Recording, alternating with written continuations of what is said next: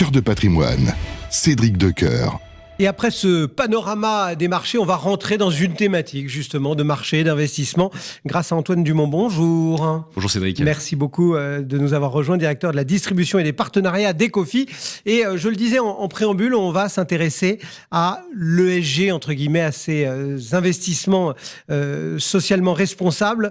C'est comme ça qu'on les appelle.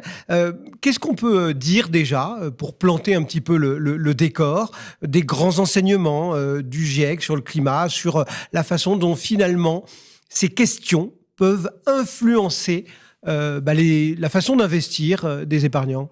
Alors, la façon d'investir d'une part, mais aussi la façon de voir le monde dans lequel nous sommes. Le GIEC, les derniers rapports sont implacables.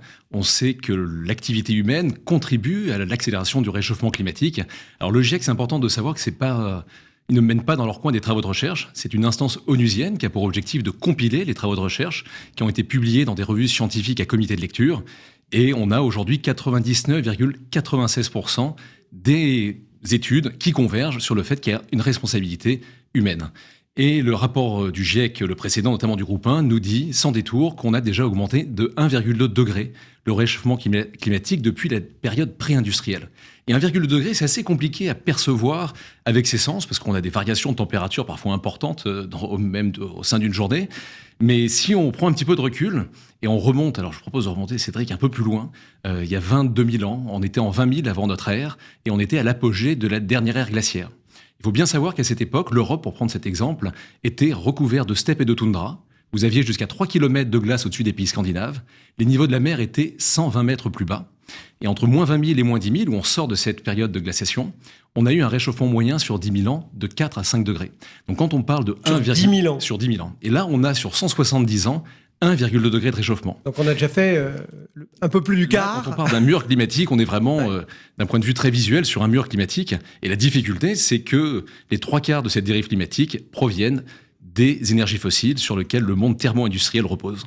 Alors quand on rentre dans ce monde de la gestion et de l'ESG, on va dire, on entend pas mal de mots. Et notamment, il y a un vocable qui revient dans pas mal de discours, dans pas mal d'études, dans pas mal d'articles. C'est celui de double contrainte carbone. Est-ce que vous pouvez nous expliquer pourquoi est-ce qu'on parle de double contrainte carbone et qu'est-ce que ça a comme impact finalement sur ces stratégies? Alors évidemment, c'est clé, la double contrainte carbone, c'est le fait d'être prise en étau entre le tarissement géologique en amont, tarissement des énergies fossiles, et la dérive climatique en aval, le fait de brûler des énergies fossiles. Sur le premier sujet en amont, on sait que les énergies fossiles, le gaz, le pétrole, le charbon, sont des énergies de stock, ce sont des résidus de vie ancienne qui ont mis entre plusieurs dizaines et plusieurs centaines de millions d'années à se constituer.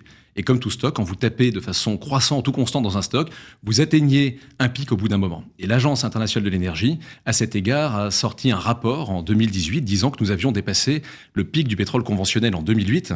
Depuis, le pétrole a continué d'augmenter jusqu'à atteindre un plus haut en novembre 2018 grâce au pétrole de roche-mère et au sable bitumineux. En aval, on vient d'en parler, c'est la dérive climatique qui est très importante et qui est intenable à moyen, long terme. Ça, c'est quelque chose qui est absolument évident.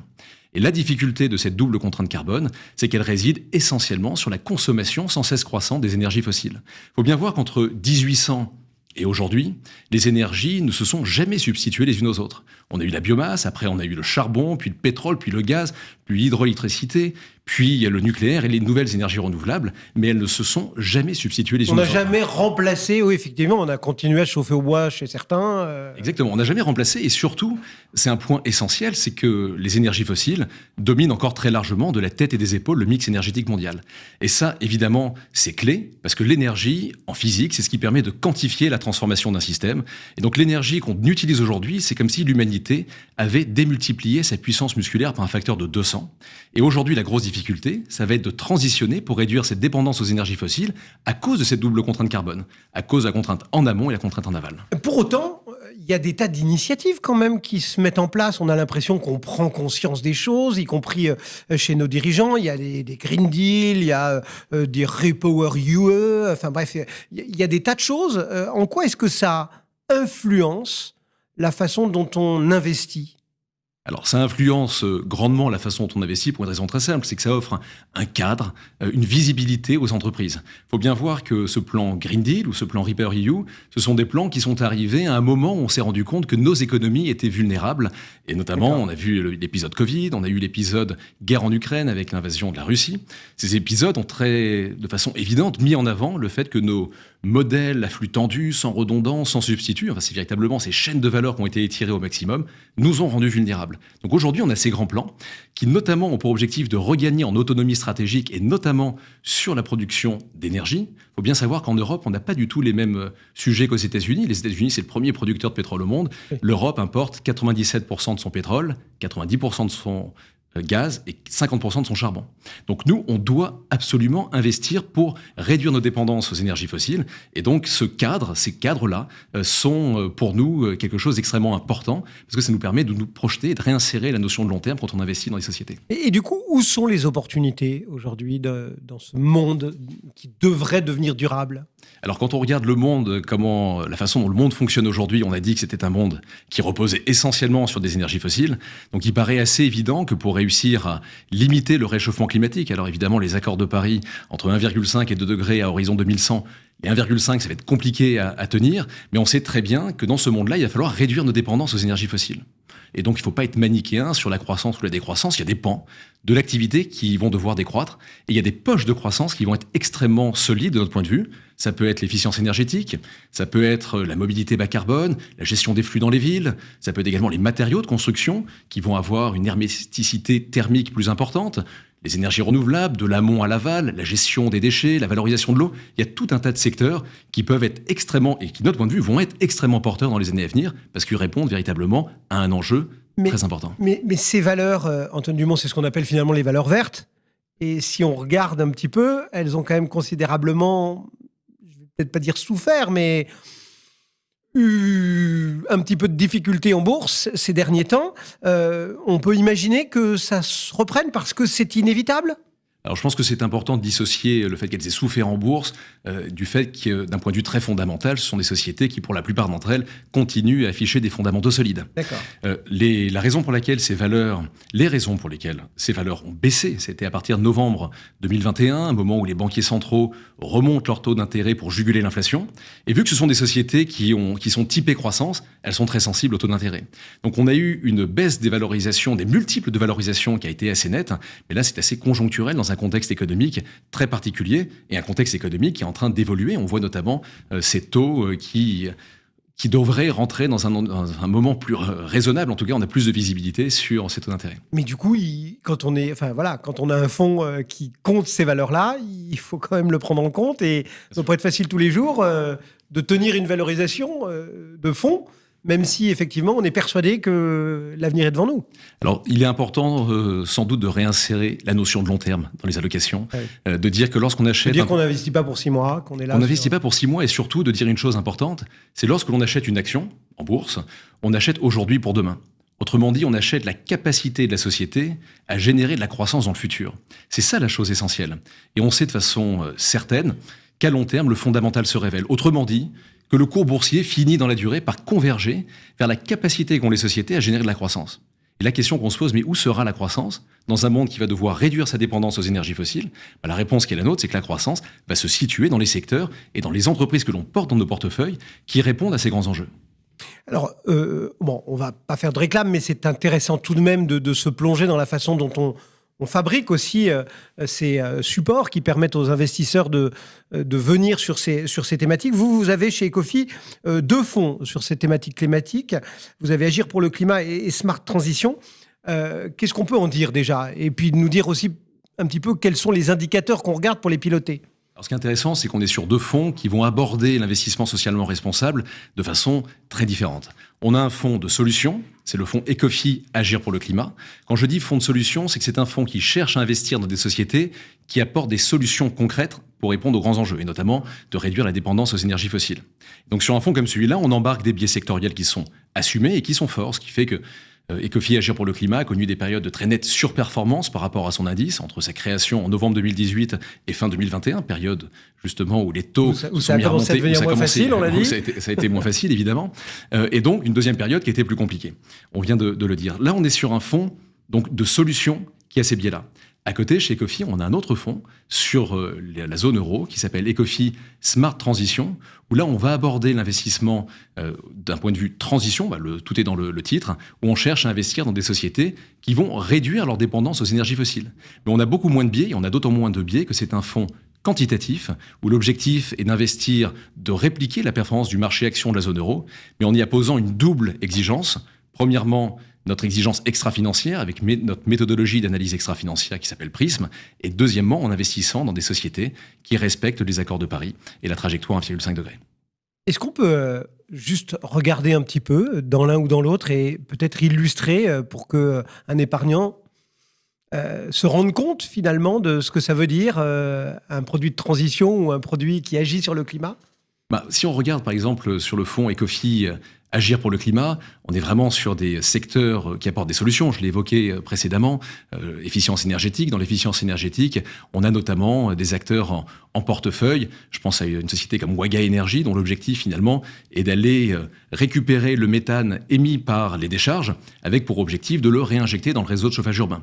Donc aujourd'hui, on sait très bien que le méthane, c'est un gaz à effet de serre extrêmement puissant, 86 fois plus puissant que le CO2 par unité de masse sur une période de 20 ans, et donc un pouvoir réchauffant très important. Waga Energy, ils vont avoir cette solution très concrète. Donc typiquement, c'est le genre de société qu'on va avoir sur la partie solution.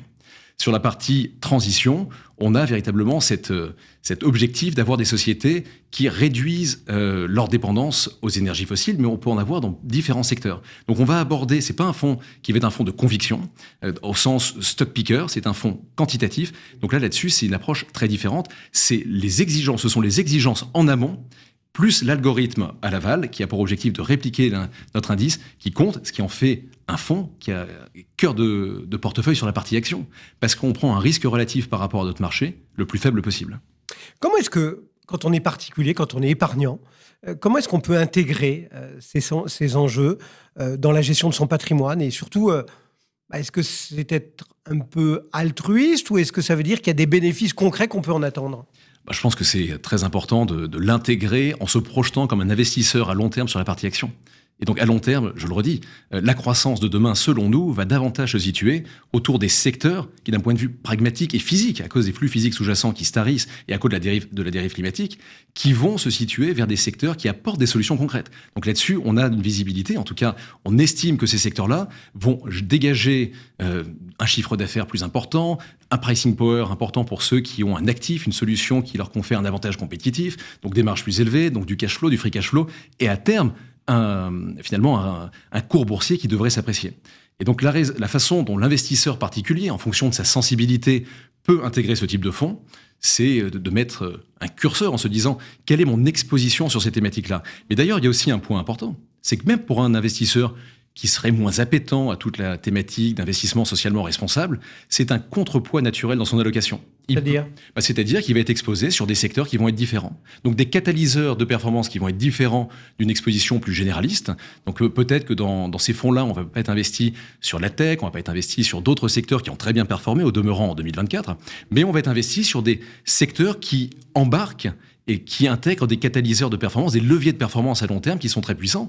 Et donc en avoir un pourcentage dans son allocation, ça fait partie d'un exercice de diversification classique que tout investisseur devrait faire. On vous sent, Antoine Dumont, très convaincu et c'est assez mobilisateur.